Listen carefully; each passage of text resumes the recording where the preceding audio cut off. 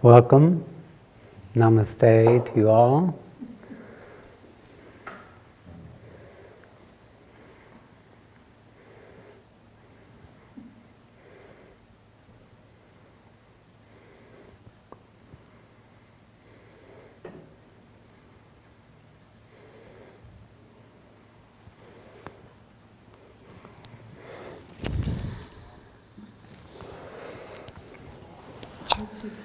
Yes, so we have empty seats. What I'd like to do is have people from the back come forward if they're not anybody sitting here. Is anybody sitting in these seats? Anybody know?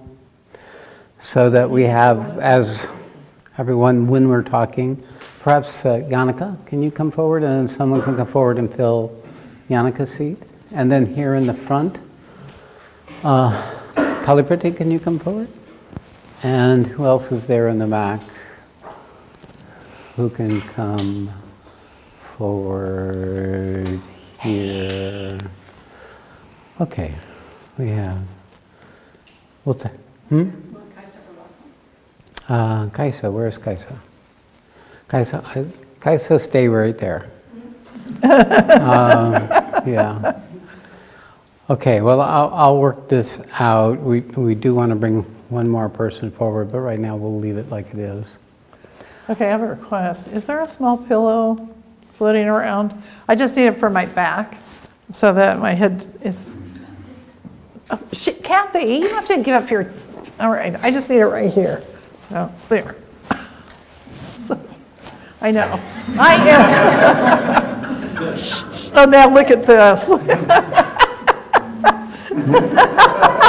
I guess there's no shortage of pillows. So Satri and I have a desk in our room, and we're both sitting on the same chair, right?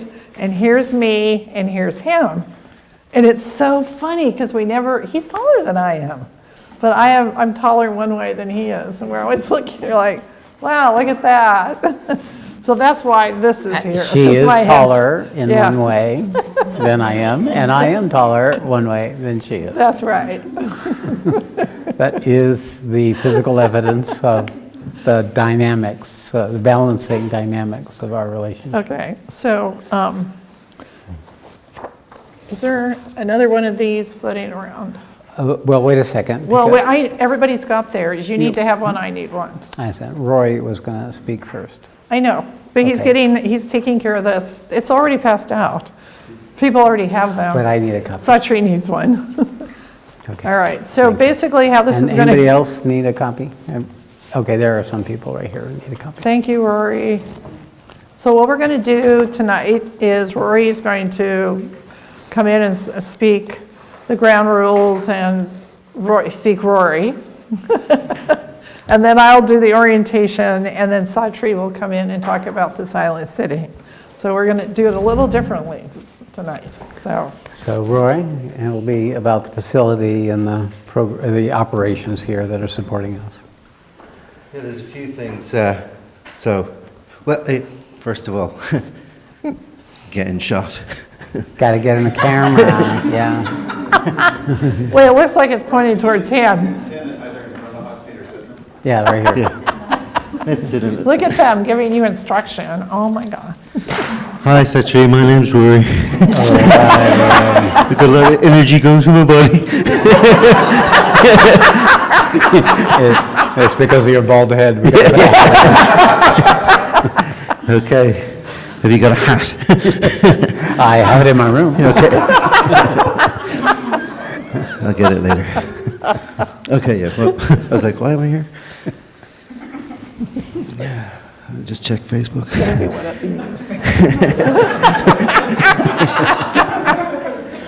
So, welcome everybody. I'm so delighted that you guys are here. Oh, me too. It makes me And happy. we're delighted you're here. Yeah. And we're We're really delighted delighted all you're of you are here. So we'll start with the light and we'll go downhill from there. He's not messing. So yeah, it is. it's great to have, this is our second year in Knock and it's growing. It's so fantastic to see people returning and new faces showing up. Yeah. A lot of people to thank for making this happen. We'd start with the top. Thank you, Satri. Satchmai, also at the top. Thank you, Satchmai. Well, thank you. Saraswati, Tom, Anoop, Scott. You know, Natalie there in the background. And Natalie, all the way. Natalie. We brought Natalie in First all the time way. in the room for 2 hours sitting tonight, Natalie, isn't that right? Yeah. So yeah, it's beautiful. We won't go any further into that. Now, do you remember what you're going to talk about, right? Yeah, we've got lovely food. We've got guys providing that. It's kind of buffet, but they don't have a whole lot of facilities for individual creativity on each request. So if you do have some requests, come to me, Caroline, my wife. But you could just stand up, Caroline, so somebody knows who you are. We'll then go to Niall and do our best to get your request met, but it might not be possible, so then it's back to being with it. But that's fine. There's a little bowl at the back. It's a fish bowl. This is a fish bowl.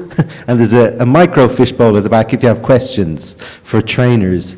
There's trainers in the room. I don't have the exact list of people. We'll get that clarified tomorrow. But if the questions go into that, the trainers will respond to whoever has written that question from their heart. You know, so if you write it from your heart, you'll get a reply from the heart. So it's really useful. You know, you might not think there is a question, but sometimes just put the paper and the pen together and the question will come. There's support in the room, which is so useful. You know, you're not here alone. There's other hearts here.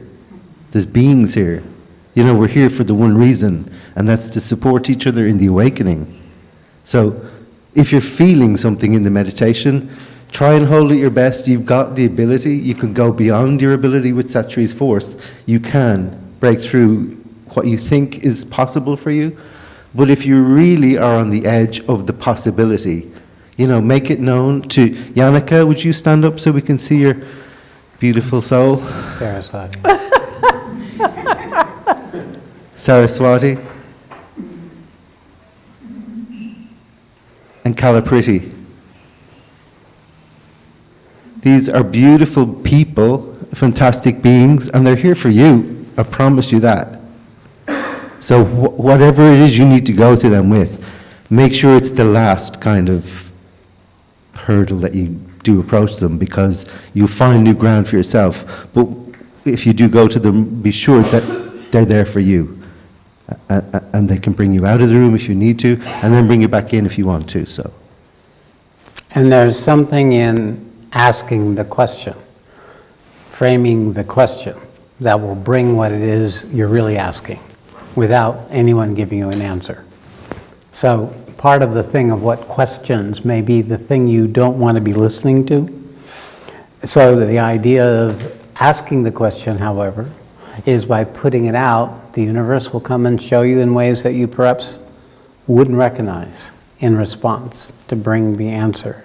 Either it'll be something that'll occur in the next session when we're talking, or it'll occur and arise within yourself spontaneously, if it's a sincere question. If it's not a sincere question, you'll forget it. Okay, very good, Roy. Thank you. Okay. Okay. So as Satchmai said, we're going to divide the labor. She's going to go over the technical aspects of managing of what's going to go on in the room. I'll give you a little orientation here, and then I'll go further afterwards. The main thing is that we're creating a structure, a vessel, where there's a schedule, and there's guidelines, and there's we would say a mutual agreement on what we're looking to accomplish together. And so we just want to bring this into clarity, into the space before we step into this, so that it gives a safe container, a place which can hold whatever may arise for you, whatever may arise for you. Okay, Okay, saying that. all right. So you can, Well, I'm going to step out of the box a little bit, but not much. So this is the list of events. It's on the table of where we're going to be the rest of our time in Europe. So I wanted to let you know that this is all available. And every one of these is also remote. So if you're not able to come and be in person with us, you can also sign up on the website for, I think it's Satri Live under events, and tune in. Sometimes things get wonky. We lost all internet or whatever capability the other day, but once it's filmed on Crowdcast, it's there forever. So we invite you to join in any way you can. And then we also have this great 2-page list of all of our global study groups. It says Gita study groups, but I think this is not only Gita, but it's mother books. These are meditation groups, world peace meditations that are starting to kind of expand across the globe. So if, this is always a possibility for you yourself to become a global study group leader or to join a group. And I have people who are joined in groups and they're all over, like the UK group, I think there's like people from 5 different countries coming in on his. So you're not, it's not just about being in the room with people, you're in the room through Zoom. So there we go. These are on the table out there and you can ask questions of Kalapriti and Yannicka and Saraswati and Kaisha and who's actually leading a study group here in this room? Raise your hands. anywhere in the Anywhere, yeah, even at Saratoga, Yeah. California, and Europe. Getting there. Yeah, Yeah. so see them if you're interested. Okay, so that's the little, Announcement. those are the announcements Yeah. at this moment. Good. Okay, Now we're ready. now we're ready. Thank you, dear. So this is the 4-day SAT retreat. This is maybe the second or third time we've done this? So mean you a guys are 4-day always retreat? guinea pigs, you know that, right? This is always Satri going, what are we gonna do this time? Okay, so go ahead and open up to the schedule, and we're gonna walk through the schedule. And again, as Satri said, all of this is part of actually building the container for all of us in this room to hold the presence, to hold your own presence, to hold it individually. You guys are creating the foundation for what we're going to do over the next 4 days. So you're in responsibility for yourself, but in a way you're in responsibility for the entire group, everybody here. Okay, so this is Thursday, the 19th of September. We've been here 6 weeks in Europe. Wow. Oh my God. It went by fast. Okay. So Halfway through. Halfway through. Okay, 8 to 10 p.m. This is now. We're in the orientation and alignment. Tomorrow morning, we start at 6 a.m. in this room for 2-hour silent sitting.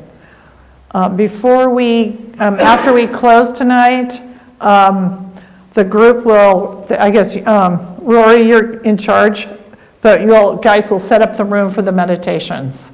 So chairs will get pushed aside if you're not using chairs. Some people brought their own chairs, so that you'll have to do that probably. You'll do that tonight, you'll use it, it'll stay that way, and then the last meditation tomorrow, you'll bring the chairs back in like they are here. Okay, 8 to 9 is breakfast.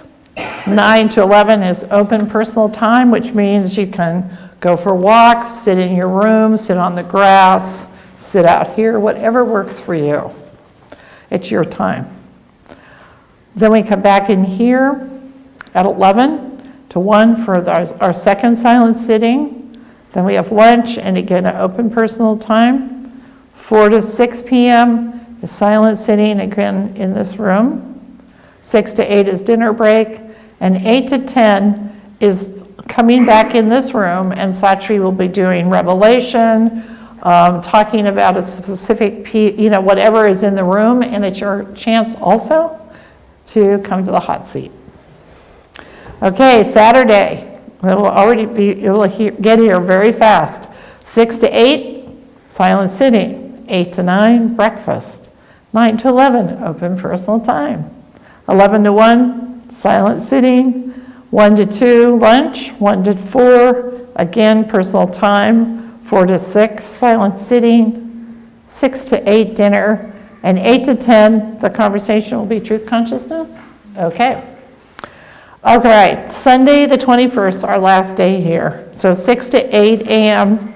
silent sitting. So we have one silent sitting on Sunday. 8 to 9 will be breakfast. 9:30 to 10 is the room checkout. Someone will give you all the particulars of the room checkout on Saturday. And 10:30 to 1 is completion. Saraswati, do you want to talk about how we're going to do completion? We'll go over that. Oh, you're going to go over that? I'll go over that, and we'll Okay, address that Satri's on the going last to do time. that. We do something a little bit different for completion. And 1 to 2 will be lunch and goodbyes. Okay? Any questions? Not yet. Nor is there. No. Okay. 4-day retreat guidelines. This is the next page.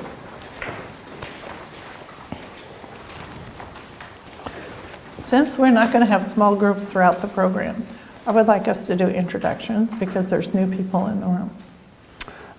Yes, Too many people, honey. We can have some, new people. or maybe we can ask people from different parts of the world and so on and so forth. All right, well, we'll see. Okay? Thank you. All right, so the following guidelines for the retreat are meant to assist you and your fellow participants with holding the integrity of this vessel so the intent of this program can be realized. To ensure a serene and a harmonious environment, please observe the following guidelines. Remain silent at all times during the retreat, except at the work sessions.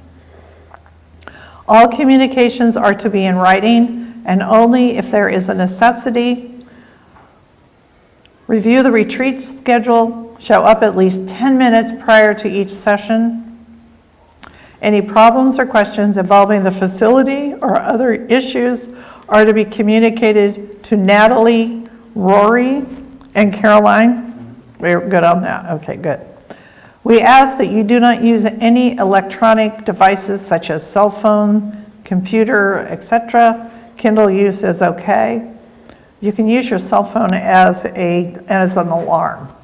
And the Kindle only for spiritual books or things that support you and your opportunity for being here. You don't have to watch movies. Oh, darn. All right. Stay on the grounds for the duration of the retreats except for walks. If there is a necessity to leave, then communicate to the support staff in advance, which means Natalie, Rory, and Caroline. Food it will be prepared for you at this retreat, except what is provided. Conduct no other spiritual practices during the silent sittings, such as mantras or prayers, without Satri's okay. No fasting during the retreat without prior approval from Satri. No smoking, no sex, no drugs, no alcohol. Any questions? Okay. I just remembered one other thing. The door has a code, and it's 1, 2, 3, 4. Oh, that's good. You mean into the building? Yeah, from the outside. That's right. Oh, that's good to know, Rory. Time or just laid out? Well, if that door closes accidentally, that'll be it. 1, 2, 3, 4. All right. Other suggestions? Honor what you are trying to create for yourself during this retreat. Remain inwardly silent and outwardly quiet as possible. Strive to accept the conditions of the retreat, your room, the meals, your roommates, etc., as an opportunity to let go of your preferences and habits. Notice your reactions, feelings, and thoughts. Record these along with any insights, revelations, or realizations. And then, as Rory stated earlier, there's going to be a basket in the back of the room where you can write notes and they'll go into the basket, and then one of the trainers will respond back to you. Okay. Silent sitting. Silent sitting is not necessarily meditation. It is a conscious effort to be still and silent, outwardly and inwardly. There will be silent sittings each day of 2 hours each. Here are the guidelines for the silent sessions. Do not leave the group during the sitting. You may leave the room after Satri has left. Move as little as possible. If you need to move or change positions, do so slowly and as quietly as possible. Make as little noise as possible. If you need to cough or sneeze, do so into a cloth to reduce the sound as much as possible. You can sit on the floor or in chairs. You can recline, but no lying down. And we also ask that after the meditation is finished, to not lay down on the floor and go to sleep. It's best that, Satri does not want you to do that. So if you have to feel, if you're that sleepy or there's a lot, you either stay in your chair sitting up or you go into and go lay down in your room, okay? You can, no leaving to go to the bathroom. This is the fun one. Please go to the bathroom before you come into the room, because Satri asks that you not leave once you're in the room. So it's 2 hours. So the best thing to do is just watch what you drink. So be careful with the coffee, the tea, and the water. So that's the best way to handle this. He laughs. Try not to fall asleep. It is not always possible, but it is best not to sleep. I still don't ever know when I'm asleep or not, but anyway. No drinks except water. No reading or writing during the sits. No standing or moving about except to stretch. So if you feel like you need to stretch, you can just stand up at your chair and just stretch or move around or whatever, but doing it quietly without disturbing your neighbors. All right, any questions? Yeah, what's your name? Monique. I was trying to remember your name because you were here last year, right? Or I've seen you before. Yes, that's right. Okay. What is recline? I don't understand. Means to lay down. So you can recline in your, so are you in a chair for meditation or did you bring it back, Jack? No, I'm gonna sit, I think. You're just going to sit. So when Satri says reclining, where is it? You can recline. That means to kind of, you can lay back about 45 degree. No further than 45 Yeah, just don't lay degrees. down on the ground. So it So, means, and people, you can be so Monique, relaxed. just recline like that. The principle of meditation in this energy field is to be able to relax your body to receive it. Yeah. To be relaxed, but not so relaxed that your body's mechanism for going to sleep is unduly activated. And I'm going to talk a little bit when this part I think is... we're at that part where you can talk about it. Yes. So the nature of what consciousness is that we're used to one vibration, waking consciousness or sleeping consciousness, and the dream consciousness too. So when we're meditating, meditation is a different vibration than those three, but it infuses those three. The meditative state can be there when you're awake. The meditative state can be there when you're dreaming. We call that transcendent dreaming, or translucent visions can occur in that place. It can also occur when you're asleep. But the nature of being able to preserve the best opportunity to integrate the meditative state into your being is to not allow your body to overtake your consciousness, which is what normal sleep is. So when you're sitting in the room, you're going to have plenty of time to be restful. So the quantum of what's going to probably knock you out isn't going to be fatigue. It's going to be energy, where the consciousness comes and starts neutralizing your mind. And when the mind grows quiet in the human body, the body says, oh good, time to nap. So if you ever notice what happens, you can't sleep when your mind's very active, but when the mind grows quiet, you actually are going into a state that has a proximity to meditation. The only difference is it may not be. It may be in between a human dream state, but in this field, you'll be in an energetic field the whole time. The best way to receive it is to be relaxed, but not so relaxed that you're unconscious, completely unconscious.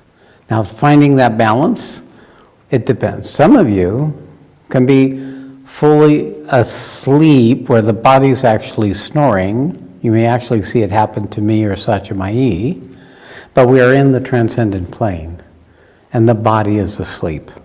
And there are other people with me where that occurs, where they'll actually, the body will be asleep, but their consciousness is transcending. You will not be able to tell the difference if you're not in that state. So you may be next to somebody who is snoring, and that might be quite irritating for you. So that is going to be likely what will happen, because we're going to be sitting silent for 6 hours a day. So the habit of the person, the body, is, well, what do you do to pass the time? Sleep. The opportunity here is to bring your intention into that quality of your consciousness outside of the zone of waking consciousness, to start exploring what can happen when the outer waking consciousness starts losing its hold over you, and this energy starts shifting where your consciousness goes. And it will go, it could stay with you in the semi-awake state. It can take you deep into yourself, into subconscious or subliminal emotional and mental states, which will then start revealing something of the content that is in that semi-conscious parts of yourself, which might be quite disturbing in terms of when they show up. Or it can actually be transcendent, where you go beyond your normal waking state, where you'll start being introduced to energy fields, visions, experiences that are beyond that. When you're outside of the waking zone, you may lose control of your body. That means it will go to sleep, or you'll lean to one side or lean to the other side. So therefore, it's hard to tell the difference between those three versions and just sleep. One of the things that can cause just sleep is fatigue, actual physical fatigue. What can create sleep is also things like jet lag, people who are traveling from different time zones.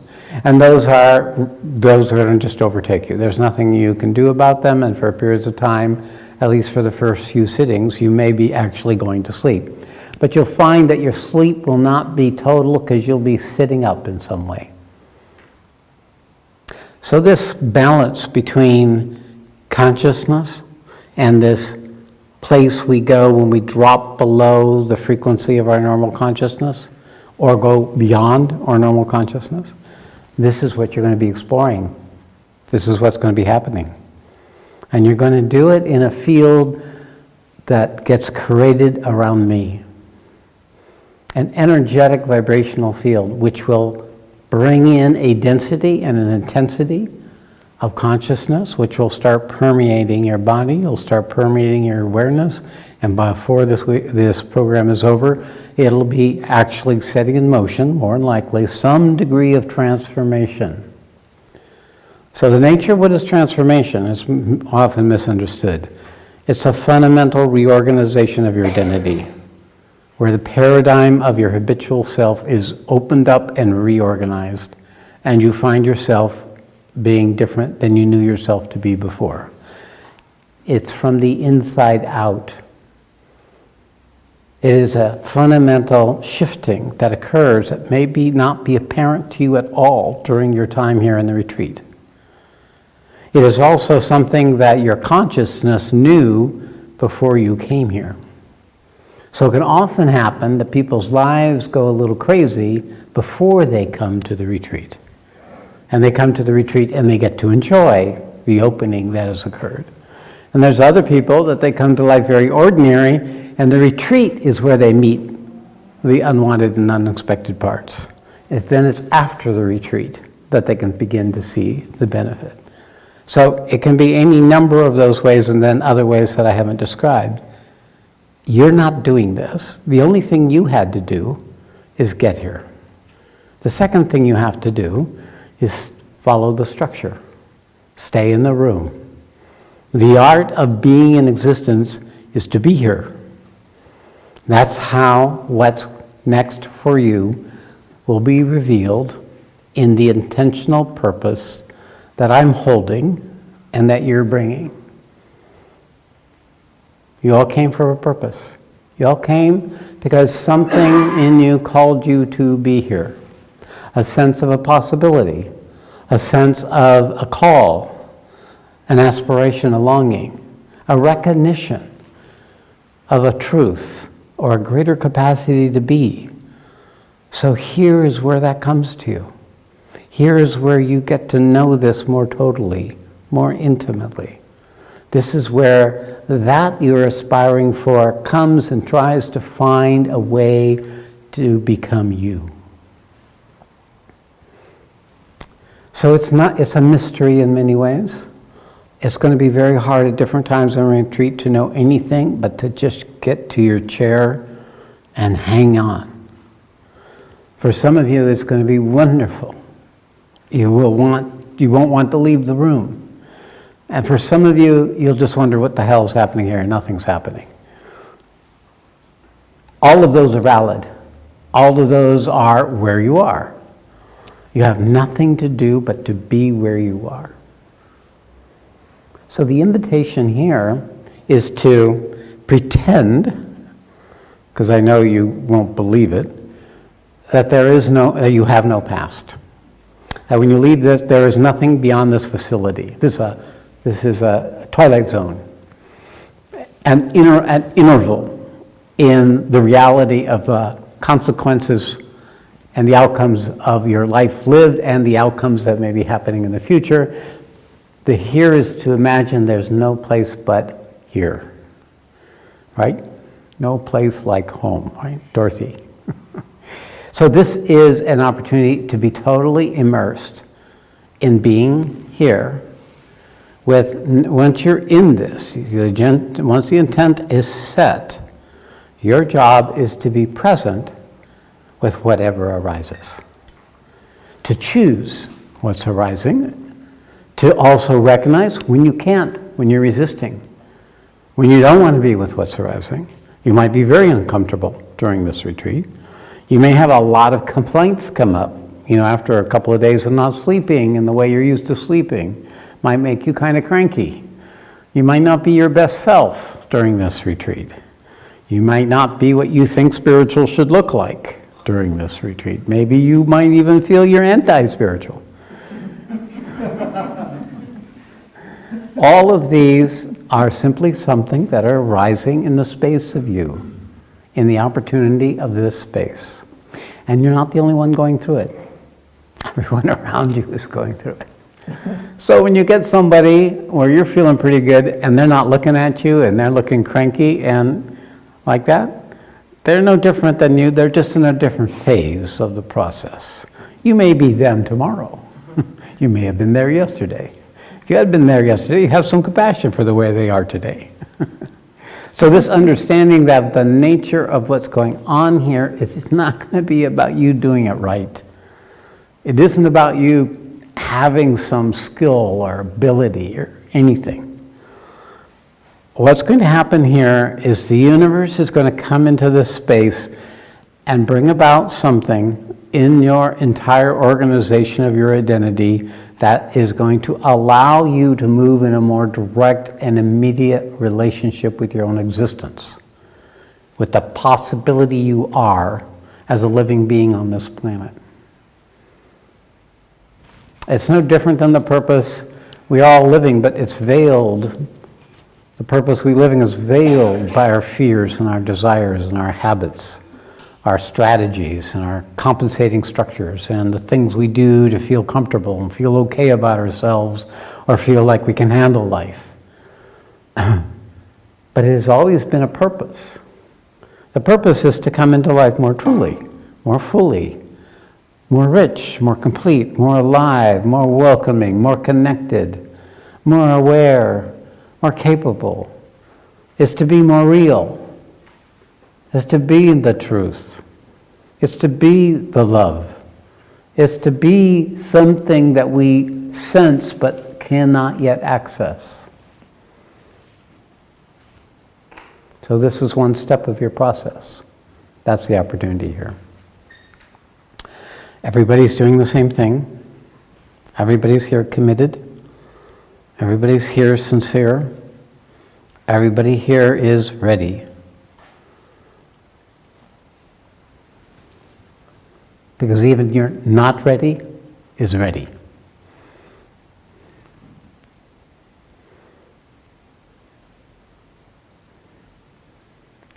Okay, just let that sink in a little bit.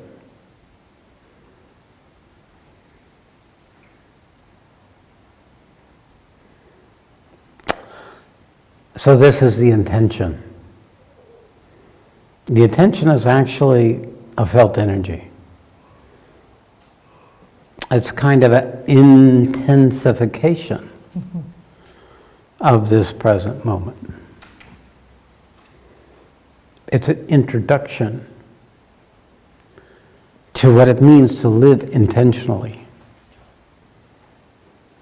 To live intentionally is to live aligned with your purpose. For your purpose is life. For the role you have to play in the mass of humanity of which you are a member. In the opportunity that you carry in each of us carry, to bring forward into existence a quality of being that is still struggling to find its full expression.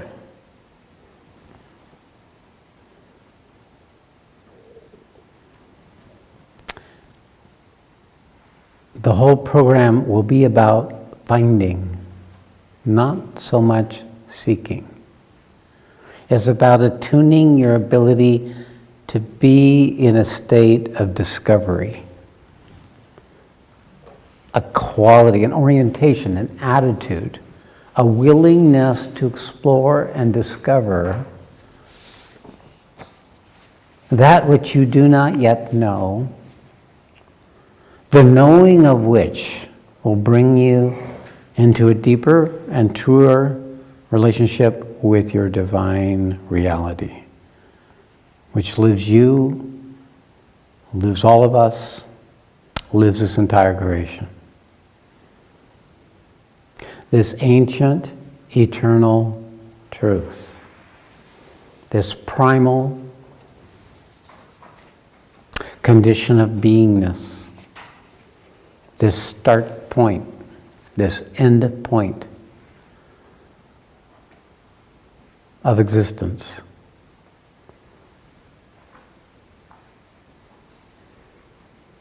This paradox, that in fact we are. Human and divine, bound and unbound.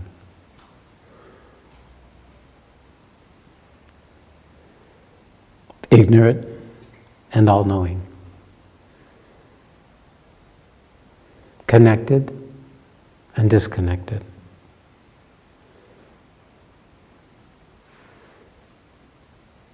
The end of the duality, the end of the separation, the completion of the journey, the fulfillment of the unfolding, the discovery, the one true discovery of what we are.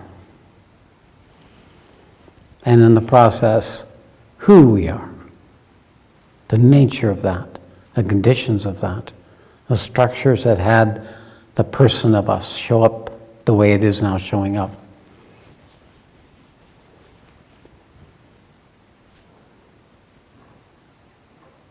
Okay. So most of the time, we're going to be sitting in a space just like this.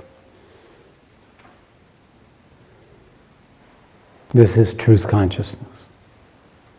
In truth consciousness, it's you alone.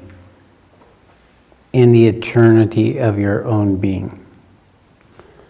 Strengthening that quality of our own self-existent reality that needs nothing outside of ourselves for its own validity.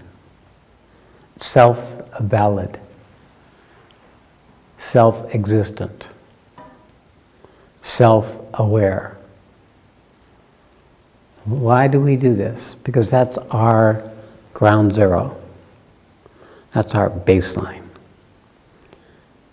Now, for a human ego, it looks like death.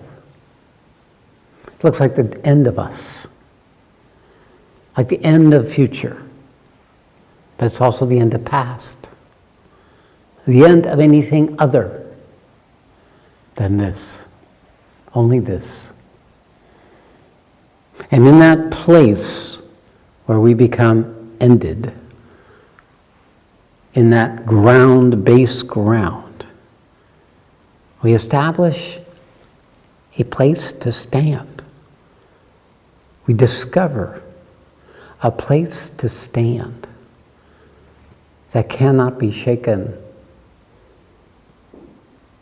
It takes a while because we never want to live defeated, because only the ego can be defeated.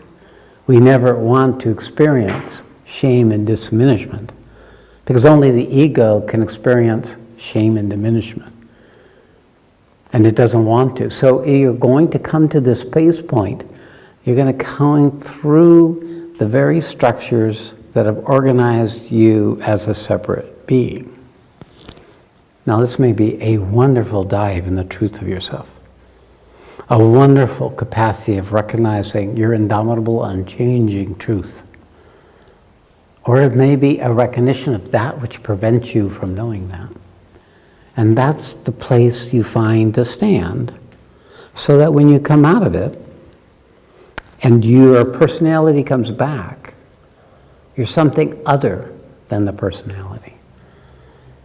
You have a perspective other than the perspective you had before. Your belief, your idea of yourself, your the gripping reality of your story loses its hold, because you're not that as much as you were before. It's the beginning of freedom. It's the beginning of discovering what you are in a more profound and deep way. And in the process, be able to see who you are with greater clarity, recognition, compassion, forgiveness, love, patience. Living outside of time means there's no place to go. It means there's nothing to get. That all you have is this. And that's what silent sitting is. Sitting, silent, still, and simple. And what do you have? The body is breathing. Just the body breathing. Can you just be the body breathing? Can you not be your drama? Can you not be your complaint? Can you not be your expectation? Can you not be the hope for the future in some kind of future? Can you not be endlessly bringing the past into this present moment?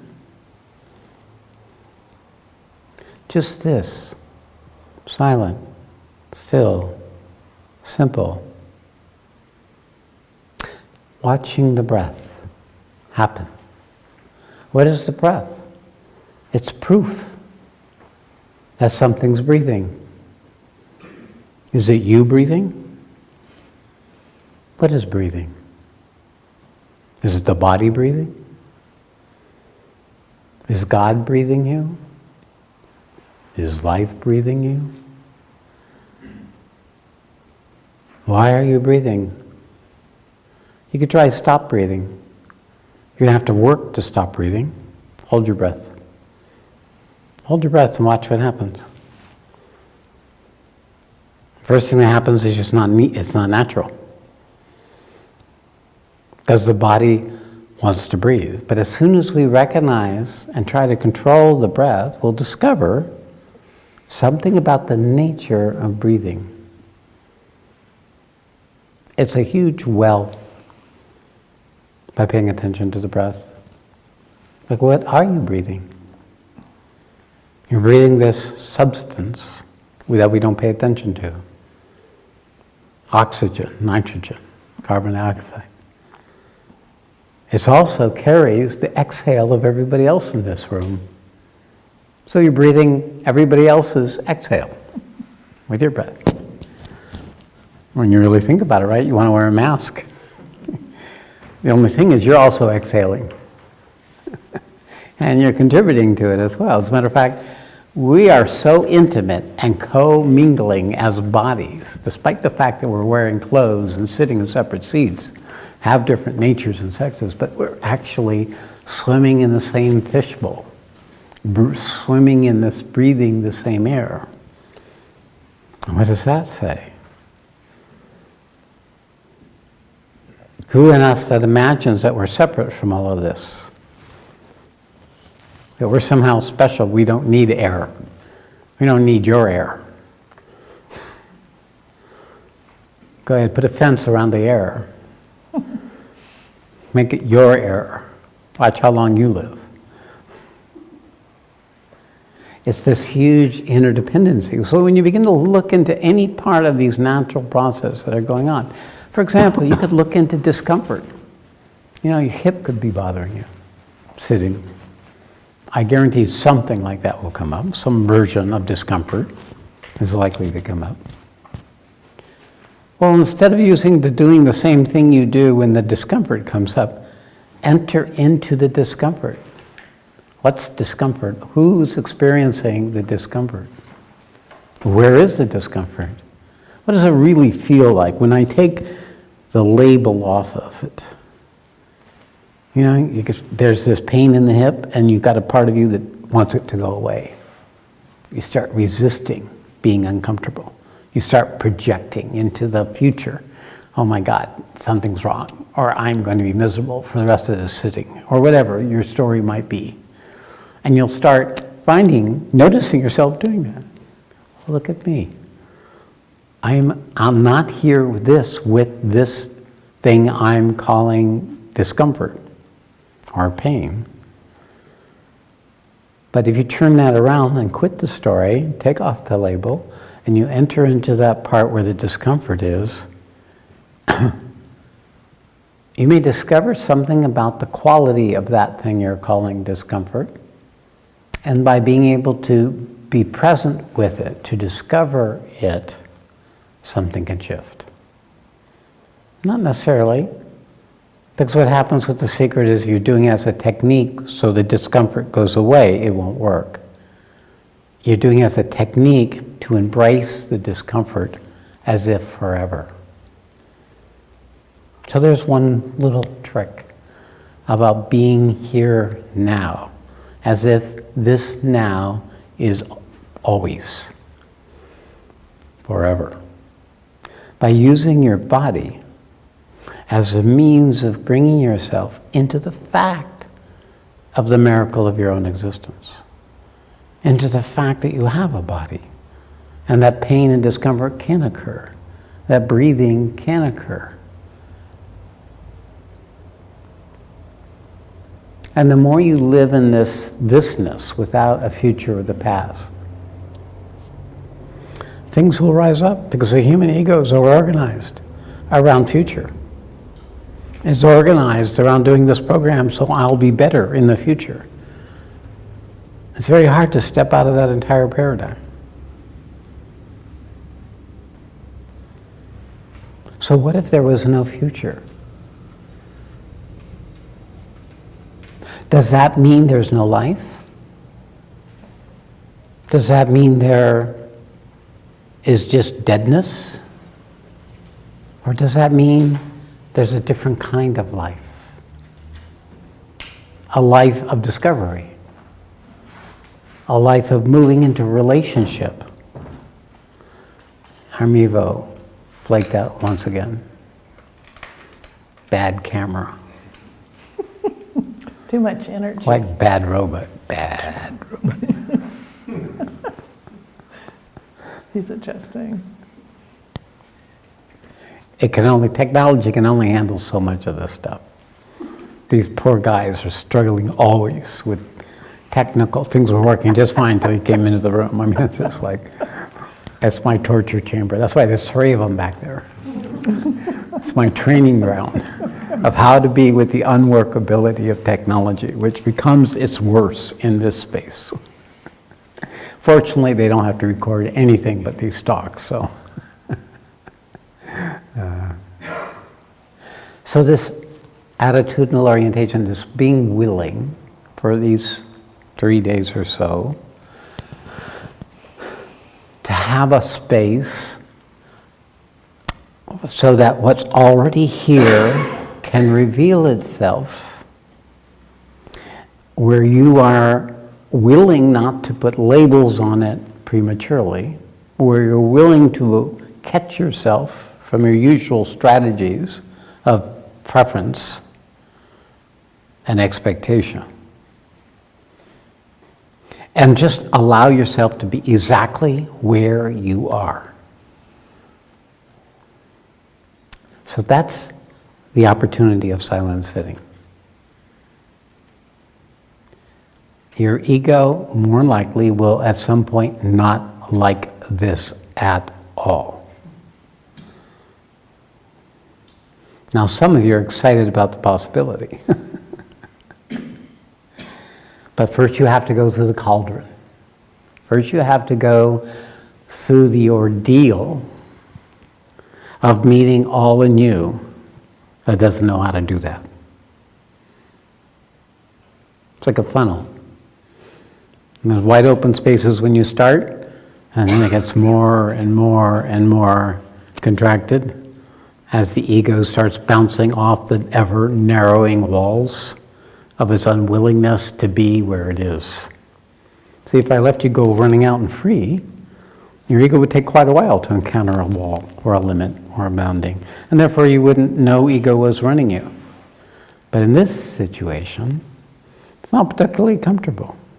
It's going to be bare bones. There will be meals. You will be able to not be meditating, so there will be those moments of some relief, but it's all heading into this focal point, this place where you do not yet know how to be in order to expand your capacity to be. That's why these programs are called training programs. They're not educational. We have other programs that are educational, interesting for the mind and the curiosity. This is experiential. This is a cauldron for the transformation of the very essential quality of you as an embodied human being.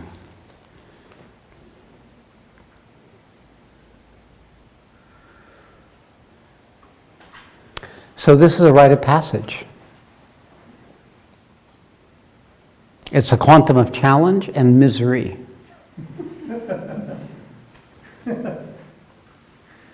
Because it carries an opportunity for something not yet known. That's why people climb mountains. Why they sail off into the ocean without knowing if they can do it or they're good enough. We're all actually looking to find that testing grounds where we can actually find out where we are, where we actually can find out what we're made of. Are we cowards? Are we courageous? Are we brave and strong? Are we weak and sneaky? What is it that we are? You take these ordeals and they start revealing our strengths and our weaknesses as who we are. And they also start revealing that which can experience revelation. That which can grasp the nature of the condition and the laws and the rules that govern the existence we were born into. and in the process open up the possibility of you creating a new existence for yourself. But without the ordeal, these things will not become clear. Buddha, when he was Siddhartha, went on to a quest to discover what is suffering. Because he lived in a privileged life where there was no misery and every need was taken care of and catered to. So he ran away from the castle to discover suffering. But not for the purpose of suffering, but to discover the nature of the condition of suffering. Not as an idea, but as an experience that he would go through as an ordeal, as a passage, so that he could come into existence more truly. He became a sannyasi. He starved himself. He tortured himself. He ran counter to everything in his ego. He fought his ego until he was exhausted and sick and collapsed. And then he caught on. He said, this ain't it. This isn't solving the problem of suffering. This isn't addressing the thing. I'm fighting. I'm battling to make something happen. It can't happen. I have to find another way. And what he did when he walked away from that culture, walked away from that tradition, is he discovered something that was already there, that he would not have discovered if he had not gone through the ordeal. So instead of you having to become a sannyasi and go through austerities, I'm creating an accelerated maturation process, accelerated maturing process. I'm not that I'm doing this, but I recognize that when you create a structure that we choose to surrender to, that we go beyond ourselves. Otherwise, we wouldn't do it. You have to choose this and stay with it for it to be an ordeal. Otherwise, it's not an ordeal, something you started and didn't finish. And the more we learn how to come into existence in this willingness to meet that which has not been met before, then we live a life of floating from this mood and this feeling and this idea and this belief and this tradition and this, and we drift. Our life doesn't take a direction. It doesn't organize and gather a momentum. And that will take us to that which in the deepest part of ourselves we're aspiring to know and experience. So the opportunity of this is to be your rite of passage into a new way of being in that whole principle that's been there in the culture forever, in all fables, in all myths.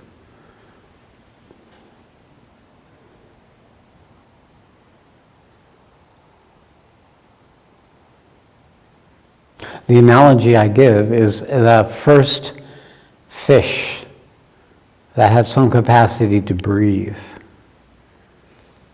Just try to imagine in those primal soup as the fish came out of the water. Why did it come out of the water?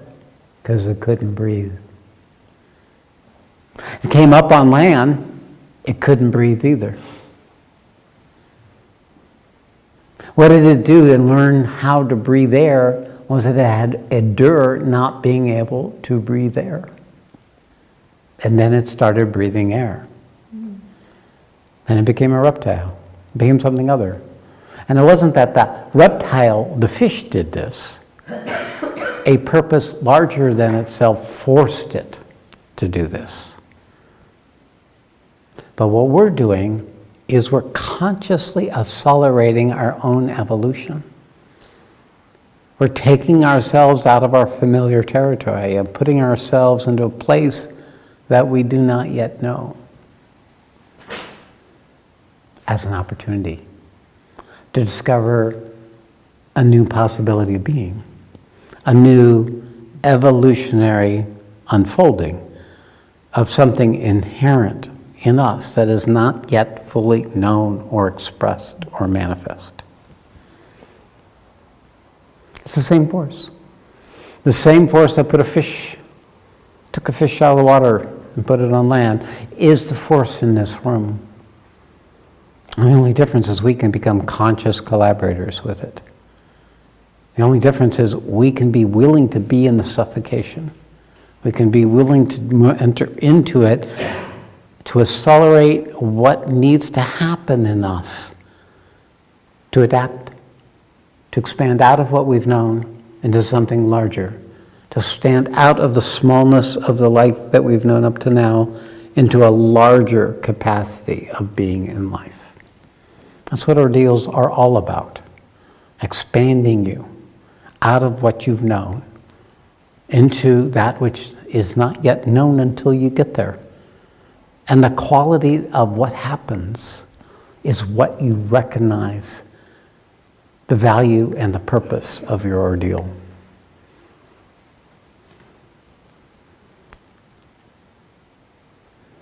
Okay. So what is silent sitting as a practical level? Such-Mai has gone through it. We'll go over it in more detail tomorrow. Tomorrow we'll go over the thing which you already have before you.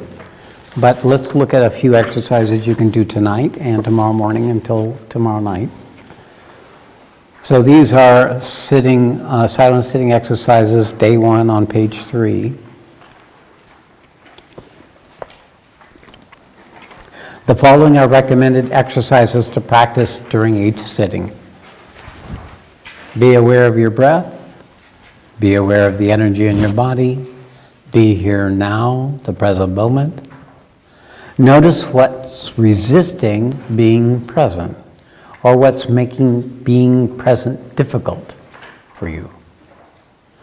Notice notice blocks, resistances, pressure, pain, etc. Identify where they are in your body. Put your attention on that location, feeling into the experience until it speaks to you or it fades. Notice what is going on in your body. In general, this could be energy, this could be bliss, this could be a sensation, there could be sexual energy, there could be grief energy, there could be anguish, there could be despair, there could be sadness, there could be a feeling of love or joy. Just to be aware, but be aware of it in your body. So here's what I've learned in the journey that I've traveled. Your body is everything. Your body carries all the wisdom and capacities and truths of the entire evolutionary purpose and the unfolding of all of mankind. The body is the consolidated record of life, of existence. So the more you can actually be silent, still, simple with your body, the more you're actually knocking on the door of an archive, a record of the entire predicament that you find yourself and all of the rest of life in. In there is the Akashic records. Akashic records.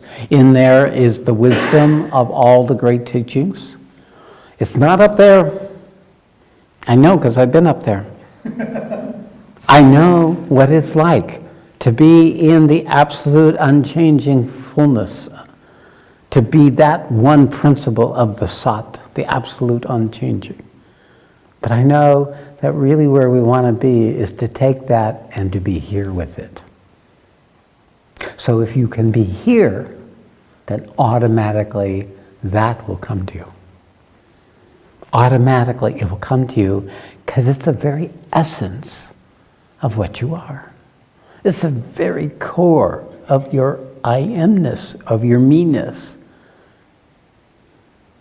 So the body is the doorway to knowing the eternal truth of yourself. So Use that as your exploration. Use that as when you don't know what else to do, if you're conscious, and most of you will be semi-conscious or unconscious, and some of you will be super conscious, but for most of you, you'll be in this kind of quasi don't know where the hell I am state. Be aware of your body. Just let yourself begin to pay attention to what the body is experiencing at that moment. It is the most grounded, the most real quality of you in this dimension. And I should let you know, there is no other place in all the planes of consciousness, in all the domains of consciousness, in all the fields of experience, greater than being a self-aware, relatively healthy human being on the planet. This is both heaven and hell and everything in between. Everything you need to know, everything that can allow you to evolve as a human being is occurring with you right now, this life. This period of time from birth to death. After that, it's only the momentum of what you've discovered or what you've not discovered. What you've evolved to or what you've not evolved to. And you can't change it until you take another birth. This is it. There's no other place. Now you can be here and experience all those other places, and that's what makes those other places so wonderful. But if you're not here and you're under the other places, it's like Hawaii. After you've been there a couple of years, you're just bored to death. Because nothing's happening. It's only here that we actually evolve. The body is the key. The body is the secret. Every part of your body. Your eyes, your ears, the hair in your ears, the hairs in your nose, the skin, every nook and cranny of you, every part of you is an exploration, an opportunity. Everything had a function, right? Everything came into place, right? Why is there sexuality, right? Why are there nipples? Why is there hair? What do you think? It's all part of this unfolding that we're the record of.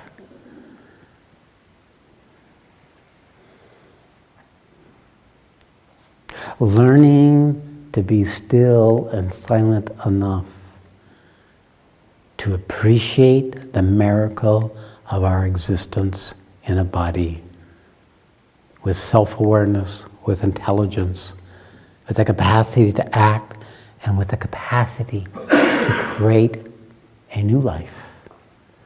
Capacity to shift our reality, to shift our relationship with existence. It all starts right here. Now, that's actually what true spirituality is. Learning how to be with what is already here. Learning how to discover what is already here by learning how to be, hello, with what's already here. Okay, so now we're going to some applied practice. Now you'll notice what's happening in the 4-day retreat is that there's not a lot of interaction, which is quite entertaining. The energy pops and bounces and jumps around and you feel good and all that. Sorry, we're going to strip this down into a very fundamental condition of beingness, of consciousness. That is actually the foundation of your joy. It's actually the source of all your capacity to love and to know. Everything that is worth knowing comes from this place of what you are when you're silent, simple, and still. The Hindus call it Sat, truth. This principle has a static and a dynamic. When I talk, it's the dynamic. When we sit silent and still, it's the static. So this is your introduction to that changeless, eternal principle that actually exists without needing existence. It's the existence, you could say, that's prior to existence. It is a condition of the paradox of non-existing existence that you can actually know, so that it can know itself when we actually meet it. So this is your opportunity to get somewhere in the vicinity of that extraordinary condition that you are, extraordinary unspeakable condition that you are. So that's where it's heading. It's heading into learning how to be with that which separates you from being able to be that. Okay.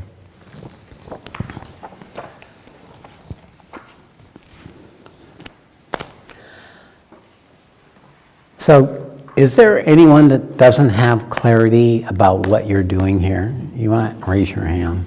Like you think you're in the wrong room? Okay. That's the only qualifier required. So lock the doors, turn down the lights, and let's get to work. And I'm not kidding. So what we're going to do is it's going to be a warm-up. We're going to sit for 45 minutes. Get as comfortable as you can, because you're not going to be able to set your yoga mats up till after this is over. Then you'll know what kind of comfort you need to set up for yourself. One thing I will ask is that those who are sitting in the chairs sit in their own recliners, sit in the back. You will be right back? Okay. So the idea here is that also those who are sitting in chairs be a little bit further back than those who are brought their own chairs or in back jacks or sitting on pillows. So that there is, I will be able to see everyone. It's very difficult from this position because I'm not on the stage, so it's hard to see you. So while I'm sitting here, I want to be able to have a line of sight. So wherever you sit, you want to be able to see me from where you sit. And if you can see me, then I can see you. And if I can see you, then you can see me seeing you. And that's how this works. This matches. Okay. Hey, look at that, color coordinated. Okay, can we turn down the lights and This is my lighting. if that's possible? Ooh, good, yeah, all right. Okay, so be aware of your breath, get yourself comfortable. Put everything on the floor so your hands are free.